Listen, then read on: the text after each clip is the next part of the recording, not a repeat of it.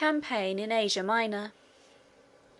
Although Alexander had landed safely on the Asiatic shore, the way was not yet fairly open for him to advance into the interior of the country. He was upon a sort of plain, which was separated from the territory beyond by natural barriers. On the south was a range of lofty land called Mount Ida. From the northeastern slopes of this mountain there descended a stream which flowed north into the sea, thus hemming Alexander's army in. He must either scale the mountain or cross the river before he could penetrate into the interior. He thought it would be easiest to cross the river. It is very difficult to get a large body of horsemen and of heavy armed soldiers, with all their attendants and baggage, over high elevations of land. This was the reason why the army turned to the northward after landing upon the Asiatic shore. Alexander thought the Granicus less of an obstacle than Mount Ida. It was not a large stream, and was easily fordable. It was the custom in those days, as it is now when armies are marching, to send forward small bodies of men in every direction to explore the roads, remove obstacles, and discover sources of danger. These men are called, in modern times, scouts. In Alexander's day, and in the Greek language, they were called prodromi, which means forerunners. It is the duty of these pioneers to send messengers back continually to the main body of the army, informing the officers of everything important which comes under their observation. In this case, when the army was gradually drawing near to the river, the prodromi came in with the news that they had been to the river, and found the whole opposite shore, at the place of crossing, lined with Persian troops, collected there to dispute the passage. The army continued their advance, while Alexander called the leading generals around him, to consider what was to be done. Parmenio recommended that they should not attempt to pass the river immediately. The Persian army consisted chiefly of cavalry. Now cavalry, though very terrible as an enemy on the field of battle by day, are peculiarly exposed and defenceless in an encampment by night. The horses are scattered, feeding, or at rest. The arms of the men are light, and they are not accustomed to fighting on foot, and on a sudden incursion of an enemy at midnight into their camp, their horses and their horsemanship are alike useless, and they fall an easy prey to resolute invaders. Parmenio thought, therefore, that the Persians would not dare to remain and encamp many days in the vicinity of Alexander's army, and that, accordingly, if they waited a little, the enemy would retreat, and Alexander could then cross the river without incurring the danger of a battle. But Alexander was unwilling to adopt any such policy. He felt confident that his army was courageous and strong enough to march on, directly through the river, ascend the bank upon the other side, and force their way through all the opposition which the Persians could make. He knew, too, that if this were done it would create a strong sensation throughout the whole country, impressing everyone with a sense of the energy and power of the army which he was conducting, and would thus tend to intimidate the enemy and felicitate all future operations. But this was not all. He had a more powerful motive still for wishing to march right on, across the river, and force his way through the vast bodies of cavalry on the opposite shore, and this was the pleasure of performing the exploit. Accordingly, as the army advanced towards the banks, they manoeuvred to form in order of battle, and prepared to continue their march as if there were no obstacles to oppose them. The general order of battle of the Macedonian army was this. There was a certain body of troops, armed and organized in a peculiar manner, called the phalanx. This body was placed in the centre. The men composing it were very heavily armed. They had shields upon the left arm, and they carried spears 16 feet long, and pointed with iron, which they held firmly in their two hands, with the points projecting far before them. The men composing it were very heavily armed. They had shields upon their left arm, and they carried spears 16 feet long and pointed with iron, which they held firmly in their two hands, with the points projecting far before them. The men were arranged in lines, one behind the other, and all facing the enemy. 16 lines, and 1,000 in each line, or, as it is expressed in military phrase, 1,000 in rank and 16 in file, so that the phalanx contained 16,000 men. The spears were so long that when the men stood in close order, the rear ranks being brought up near to those before them, the points of the spears of 8 or 10 of the ranks projected in front, forming a bristling wall of points of steel, each one of which was held in its place by the strong arms of an athletic and well-trained soldier. This wall, no force which in those days could be brought against it, could penetrate. Men, horses, elephants, everything that attempted to rush upon it, rushed only to their own destruction. Every spear, feeling the impulse of the vigorous arms which held it, seemed to be alive, and darted into its enemy, when an enemy was at hand, as if it felt itself the fierce hostility which directed it. If the enemy remained at a distance, and threw javelins or darts at the phalanx, they fell harmless, stopped by the shields which the soldiers wore upon the left arm, and which were held in such a manner as to form a system of scales, which covered and protected the whole mass, and made the men almost invulnerable. The phalanx was thus, when only defending itself and in a state of rest, an army and a fortification all in one, and it was almost impregnable. But when it took an aggressive form, put itself in motion, and advanced to an attack, it was infinitely more formidable. It became then a terrible monster, covered with scales of brass, from beneath which there projected forward 10,000 living, darting points of iron. It advanced deliberately and calmly, but with a prodigious momentum and force. There was nothing human in its appearance at all. It was a huge animal, ferocious, dogged, stubborn, insensible to pain, knowing no fear, and bearing down with resistless and merciless destruction upon everything that came in its way. The phalanx was the centre and soul of Alexander's army. Powerful and impregnable as it was, however, in ancient days, it would be helpless and defenceless on a modern battlefield. Solid balls of iron, flying through the air with a velocity which makes them invisible, would tear their way through the pikes and the shields, and the bodies of the men who bore them, without even feeling the obstruction.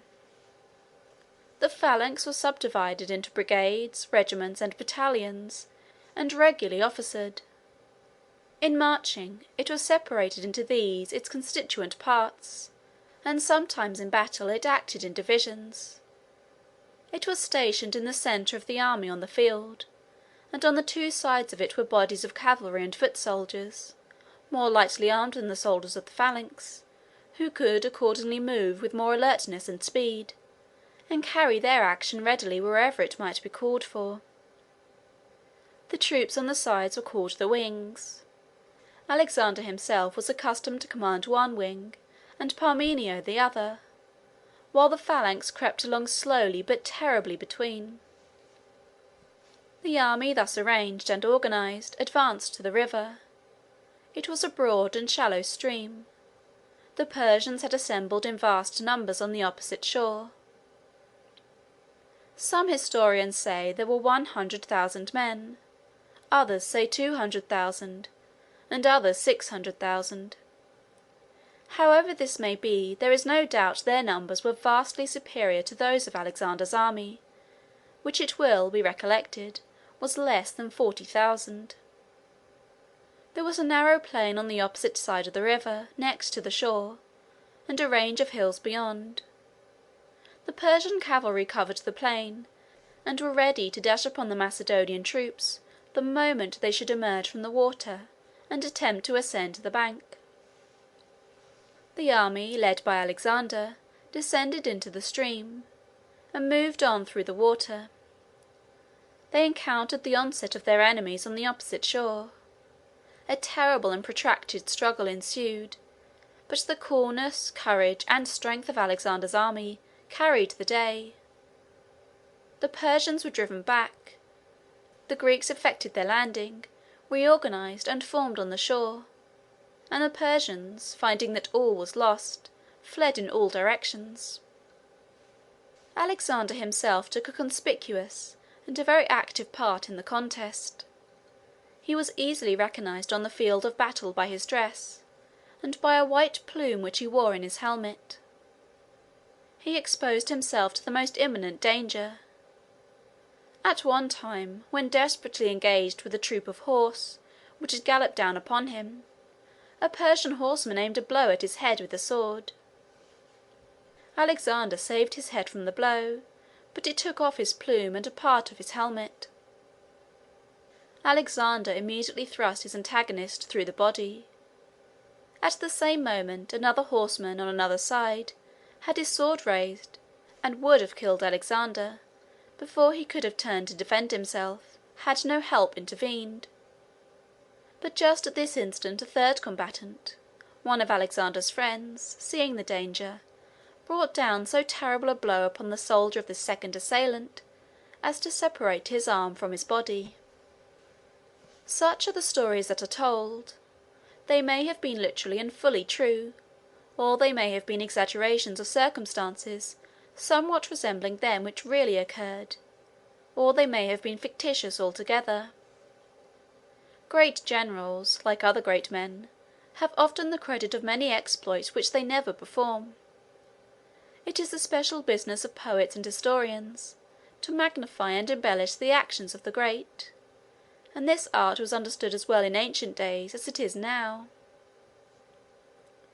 We must remember, too, in reading the accounts of these transactions, that it is only the Greek side of the story that we hear. The Persian narratives have not come down to us.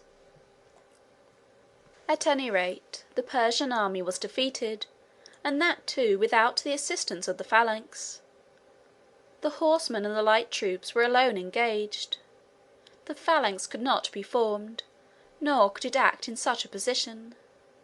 The men, on emerging from the water, had to climb up the banks, and rush on to the attack of an enemy consisting of squadrons of horse, ready to dash at once upon them.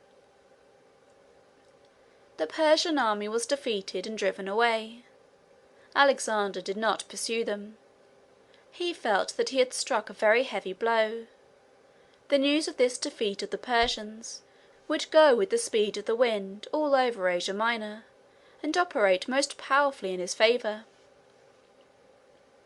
He sent home to Greece an account of the victory, and with the account he forwarded 300 suits of armour, taken from the Persian horsemen killed on the field.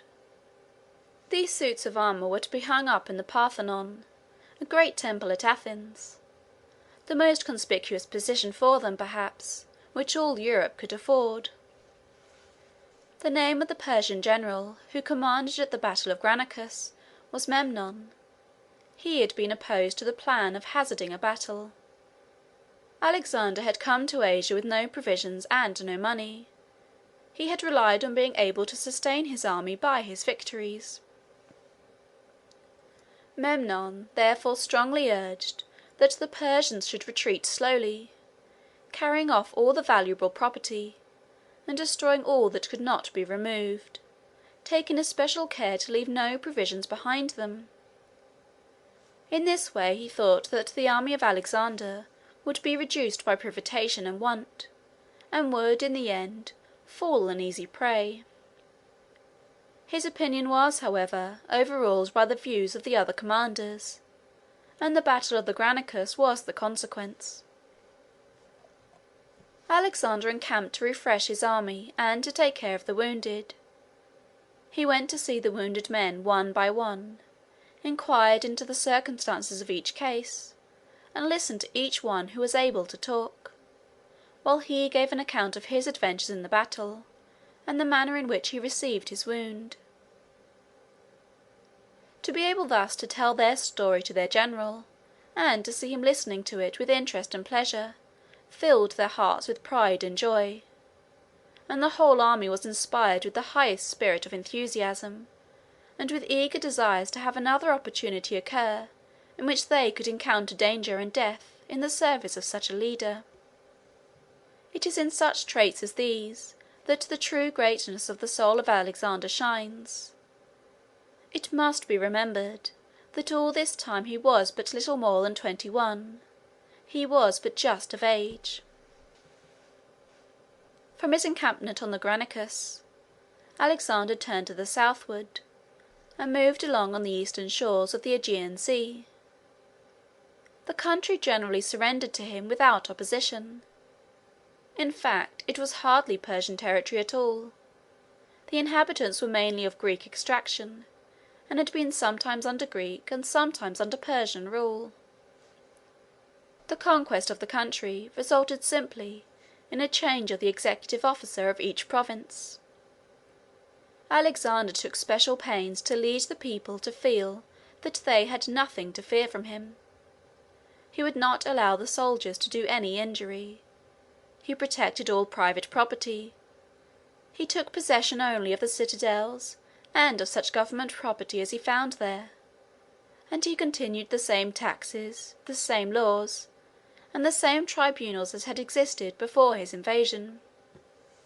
The cities and the provinces accordingly surrendered to him as he passed along, and in a very short time all the western part of Asia Minor submitted peacefully to his sway. The narrative of this progress, as given by the ancient historians, is diversified by a great variety of adventures and incidents, which give great interest to the story, and strikingly illustrate the character of Alexander and the spirit of the times. In some places there would be a contest between the Greek and the Persian parties before Alexander's arrival. At Ephesus, the animosity had been so great that a sort of civil war had broken out. The Greek party had gained the ascendancy, and were threatening a general massacre of the Persian inhabitants. Alexander promptly interposed to protect them, though they were his enemies. The intelligence of this act of forbearance and generosity spread all over the land, and added greatly to the influence of Alexander's name, and to the estimation in which he was held. It was the custom in those days for the mass of the common soldiers to be greatly influenced by what they called omens, that is, signs and tokens which they observed in the flight or the actions of birds, and other similar appearances. In one case the fleet, which had come along the sea, accompanying the march of the army on land, was pent up in a harbour by a stronger Persian fleet outside. One of the vessels of the Macedonian fleet was aground. An eagle lighted upon the mast, and stood perched there for a long time, looking toward the sea. Parmenius said that, as the eagle looked toward the sea, it indicated that victory lay in that quarter, and he recommended that they should arm their ships and push boldly out to attack the Persians. But Alexander maintained that, as the eagle alighted on a ship which was aground, it indicated that they were to look for their success on the shore.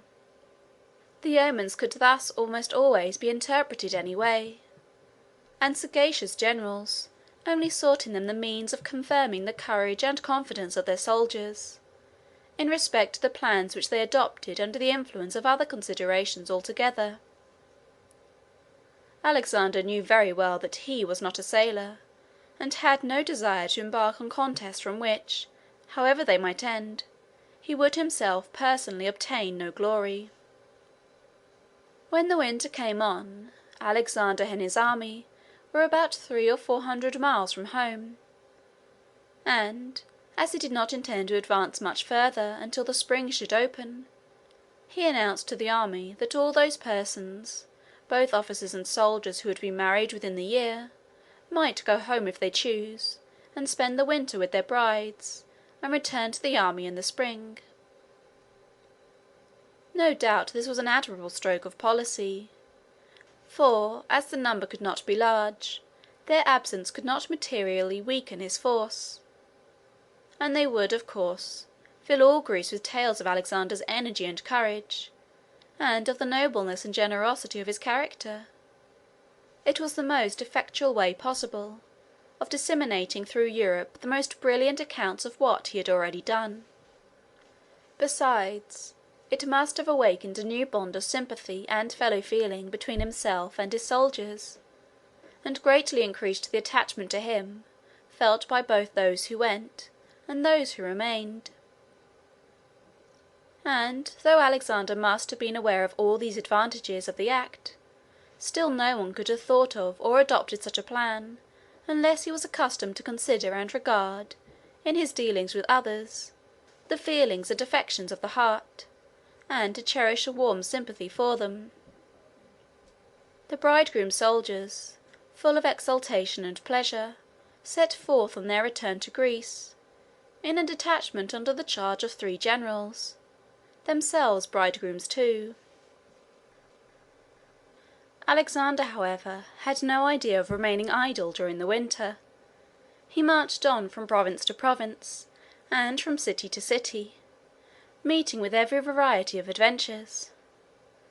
He went first along the southern coast, until he came at length to a place where a mountain chain, called Taurus, comes down to the sea coast, where it terminates abruptly in cliffs and precipices, leaving only a narrow beach between them and the water below.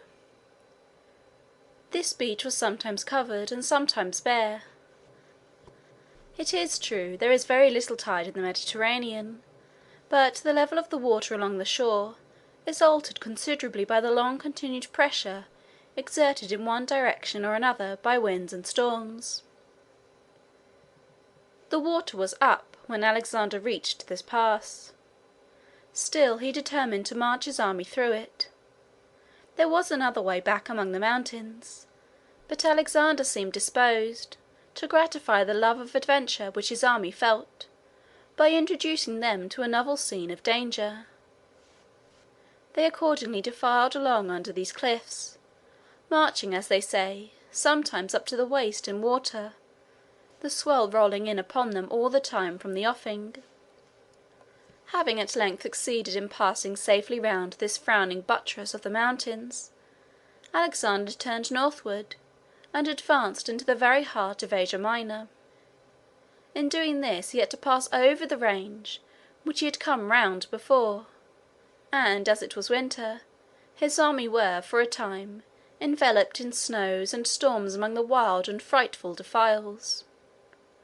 They had here, in addition to the dangers and hardships of the way and of the season, to encounter the hostility of their foes, as the tribes who inhabited these mountains assembled to dispute the passage.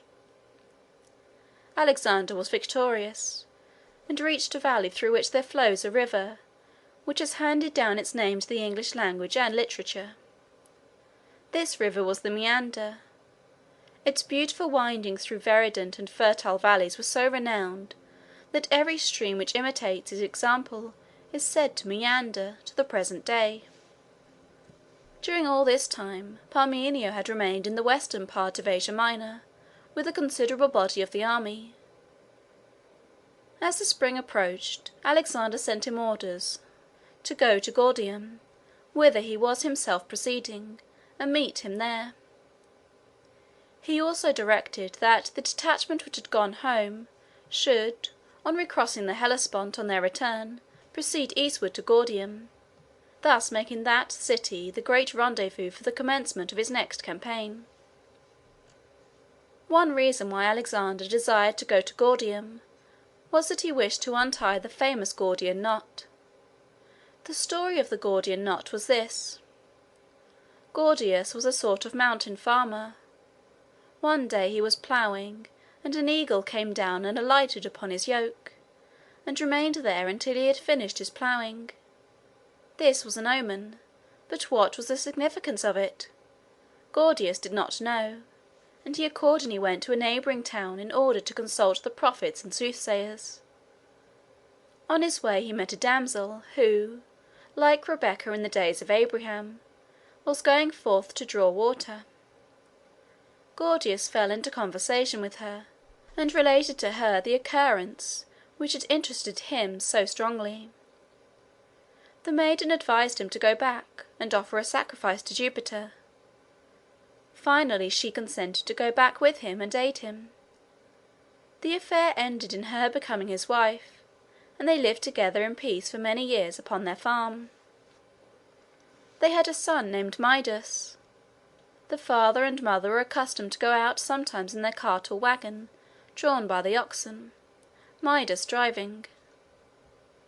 One day they were going into the town in this way, at a time when it happened that there was an assembly convened, which was in a state of great perplexity on account of the civil dissensions and contests which prevailed in the country.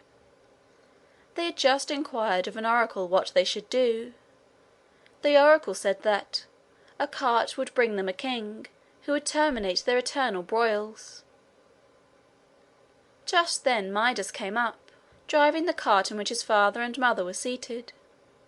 The assembly thought at once that this must be the cart meant by the oracle, and they made Gordius king by acclamation.